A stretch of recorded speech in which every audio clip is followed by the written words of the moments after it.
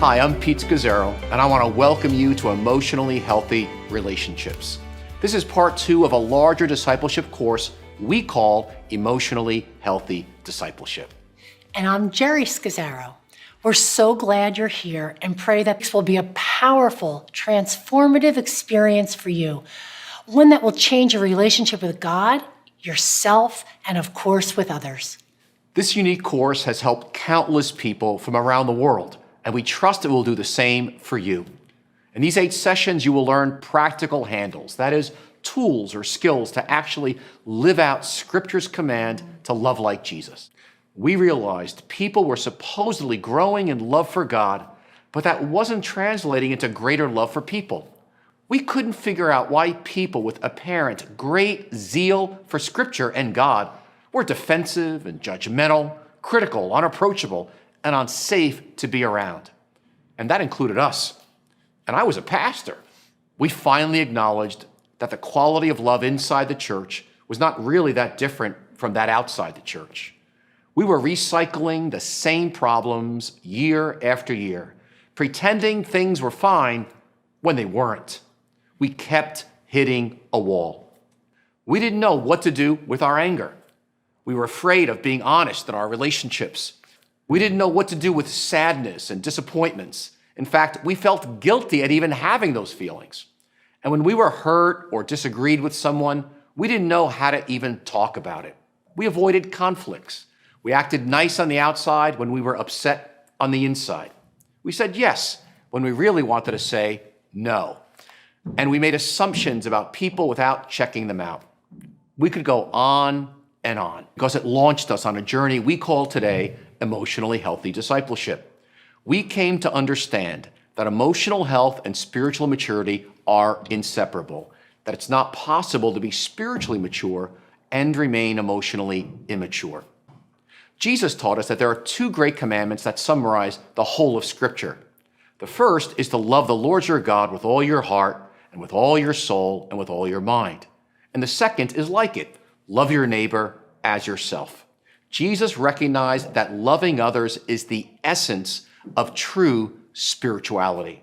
In fact, for Jesus, our love for God is measured by the degree to which we love others. That does not automatically translate into making us love like Jesus. That requires learning. That requires discipleship, new skills in how to do relationships in the new family of Jesus. And the skills you will learn in this Emotionally Healthy Relationships course unlocked for us the application of Scripture into everyday life. These emotionally healthy relationship skills do not come naturally. So over the next 8 sessions, we will equip you in 8 different skills. They're not hard to understand, but they have to be personally experienced and practiced if they're going to take root in your lives. This course was developed over a 21-year period. We tried to break this down practically. How do we love others in the way Jesus commanded? Over that time, we developed 8 core skills. They form the framework of this part 2 in our discipleship course. Notice how they build on one another. They are the community temperature reading, stop mind reading and clarify expectations, genogram your family, explore the iceberg, incarnational listening, climb the ladder of integrity, and clean fighting. Most of us simply want to jump to clean fighting. But as you can see in this graphic, this is the highest level skill and builds upon the others. Over the years, we've seen people learn and use these skills from this course to radically change their families, their friendships, their dating relationships, their marriages, to the workplace, into your classrooms. The goal of this course is to move you from brokenness to greater wholeness in your life and relationships. God made you and me for this kind of connection to others, for relationships. Now, let's begin with the first skill called the community temperature reading, or CTR as we call it for short. It's called community temperature reading because it is meant for 2 or more people, and it's about improving the temperature in relationships.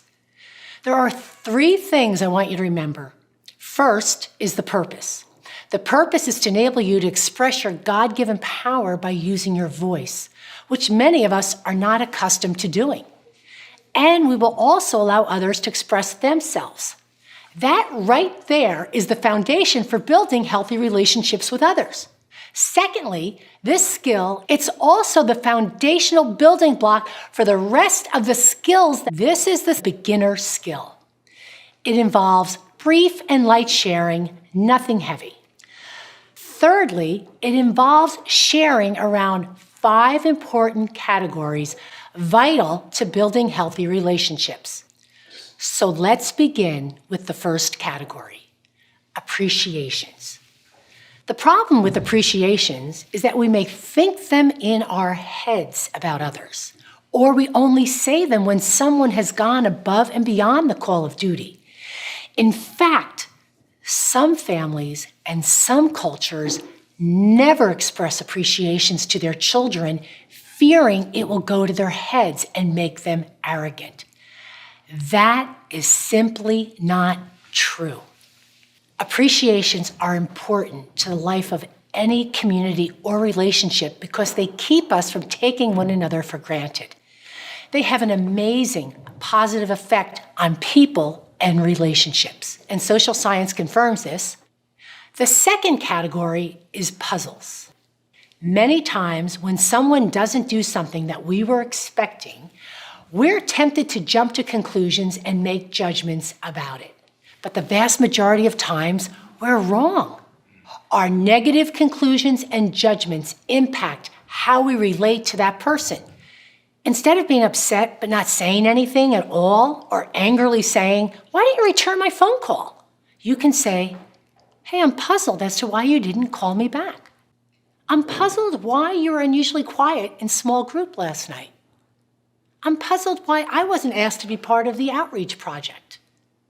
Since it's easy for us to jump to negative interpretation, and as Christians we can be very judgmental, puzzle is a loving word. The third category is complaints with possible solutions. All relationships are going to have complaints or things they don't like. This is normal. It's part of being a human being created with different likes and dislikes. There are 2 challenges with complaints, though. First, some of us grew up with an unwritten rule: if you don't have anything nice to say, don't say anything at all. So we're afraid to voice anything negative. Secondly, for others of us, it's easy to complain and not take any responsibility for a possible solution. The purpose of complaints with possible solutions is to help you be aware of and take responsibility for the small irritations and annoyances that arise every day. When those irritations are unspoken or remain unspoken, they can become a painful wound. When spoken poorly, they can become destructive to relationships. So we're going to teach you a simple format to do it differently using the phrases, "I notice," and "I prefer." These complaints are meant to be light. In other words, you know that the person can easily make the adjustments. If it's not something easily resolved and needs negotiation, then that's another skill called clean fight, and you'll learn that in session 7. The fourth category is new information. Relationships can only grow when people know what's happening in each other's lives, the trivial as well as the important. The fifth category is hopes and wishes. God created each of us to have hopes and wishes, both big and small. They reveal windows into our unique souls, revealing significant parts of who we are. Our relationships deepen when we share our hopes and when we listen to the dreams of others. The community temperature reading provides a space for this to happen. I'm excited for what God will do in and through you in this course. And I pray these 8 weeks we have together may transform the way you relate to God, yourself, and the people around you for the rest of your life.